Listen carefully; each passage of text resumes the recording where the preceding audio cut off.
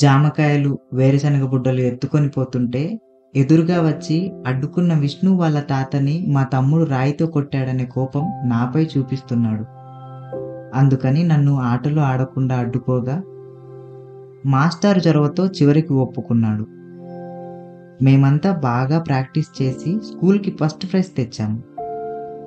దాంతో head master మా తల్లిదండ్రుల ముందు సన్మానించి, నన్ను గొప్ప ప్రయోజకుడివి అవుతావని అభినందించాడు.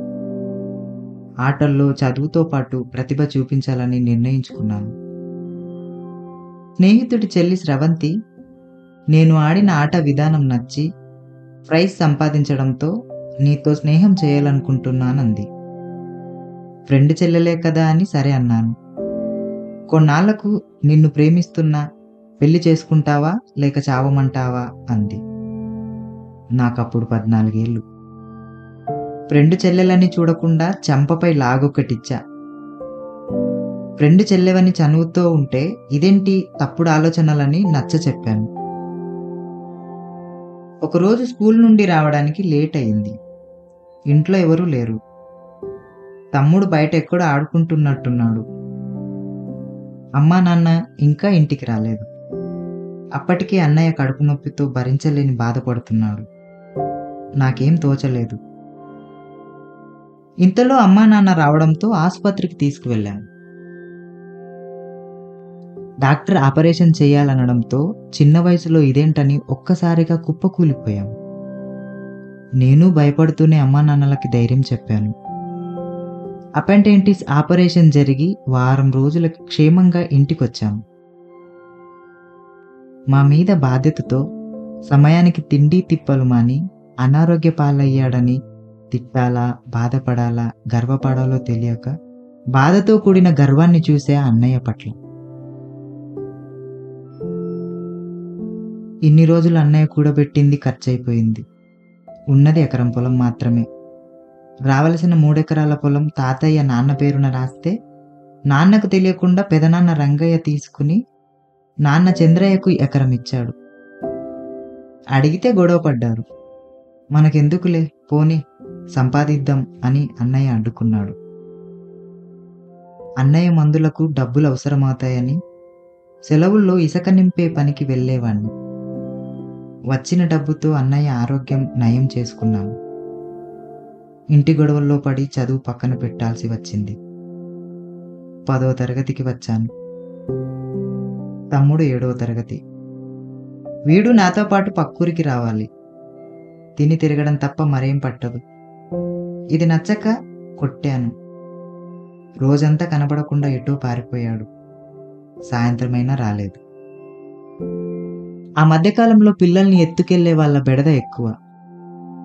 రాత్రి 9 గంటలకు పొలంలో ఉన్న కొట్టంలో బిస్కెట్లు తింటూ ఒక్కడే చీకట్లో ఉండిపోయాడు. ఇంటికి తీసుకువెళ్తే వాడి మీద ప్రేమతో జరిగింది తెలుసుకోకుండా అమ్మ నా కళ్ళల్లో కారం పోసి కొట్టింది. అదే మొదటిసారి అమ్మ నన్ను కొట్టడం.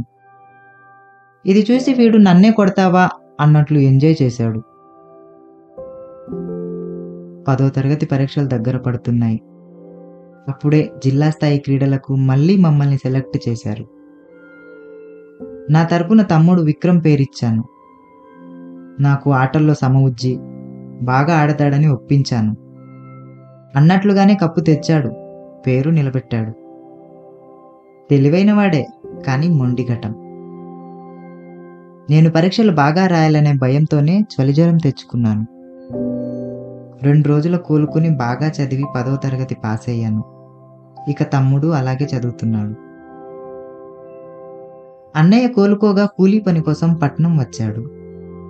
బడికి సెలవులు కావడంతో ఊర్లోనే పని చేసేవాళ్ళం. అమ్మ పొలం, నాన్న చేపల వేటకు వెళ్ళేవాడు. మేం కూడా వెళ్ళి ఈత నేర్చుకోవడం, చేపలు పట్టడం తెలుసుకున్నాము. అప్పుడే తమ్ముడు జారి నీళ్ళల్లో మునిగిపోతే సాహసం చేసి బయటికి తెచ్చా. నాన్న మెచ్చుకొని ఇలానే నలుగురికి సహాయపడాలన్నాడు. అంతా సాపిగా సాగుతుందనుకునే లోపే మా జీవితాల్లో సమస్యలు పలకరిస్తూనే ఉన్నాయి. వర్షం బాగా కురియడంతో చెరువు నిండి కట్ట తెగి పంట మునిగిపోయింది. తమ్ముడికి కుక్క కాటు వల్ల 1 నెల రోజులయ్యింది. వెంటనే అమ్మకి అనారోగ్యం. మరో పక్క ఇల్లు పాతది, పడుకోవడం కష్టమైంది వర్షాలకు. ఓ పక్క అమ్మకి ఆపరేషన్, బంధువులతో ఉండడానికి ఆత్మాభిమానం ఒప్పక ఇంటి కప్పు సరిచేశాము. కొన్ని రోజులు అమ్మని పిన్ని చూసుకుంది. తను మాత్రం ఎంతని చేస్తుందని పంపించాము. అమ్మను మేమే చూసుకున్నాము. అప్పులు పెరిగి అన్నయ్య ఇబ్బంది పడుతున్నాడు. సరదాలు యవ్వనం అంతా మర్చిపోయి నాన్న మాత్రం ఎంతని చేస్తాడు. కొన్నాళ్ళు చదువు మానేద్దాం అనుకున్నాను. అప్పట్లో బహుశా అన్నయ్య కూడా ఇలానే ఆలోచించుంటాడు. మొహమాటం లేకుండా దొరికిన ప్రతి పని చేసి 2 సంవత్సరాల్లో అప్పంతా తీర్చి 2 ఎకరాల పొలం కొన్నాం. అమ్మా నాన్న ఇల్లు పొలం చూస్తూ తమ్ముడిని చదివిస్తున్నారు. అన్నయ్య నేను బయటకొచ్చి సంపాదించి డబ్బు పంపేవాళ్ళం. పంట బాగా పండింది. అప్పట్లో గింజలు అడుక్కునేవారు. అడిగిన వారికి కాదనకుండా పంచేవాడు నాన్న. పెదనాన్న వాళ్ళ కంటే ఊర్లో మాకే గౌరవం పెరిగింది. పండక్కి ఇంటికెళ్తే బంధువుల్లో ఒకరు అన్నయ్యకి పెళ్లి సంబంధం తెచ్చారు. ఇప్పటి వరకు మాకు మేముగా ఏదోలాగా కుటుంబం నెట్టుకొస్తుంటే అన్నయ్య పెళ్లితో అంతా తారుమారైపోయింది. అన్నయ్య పెళ్లి తర్వాత ఏం జరిగిందో మరో ఎపిసోడ్లో తెలుసుకుందాం. మీరు మీ 10వ తరగతి వరకు ఎలా గడిపారో నాతో పంచుకోండి కామెంట్స్ ద్వారా.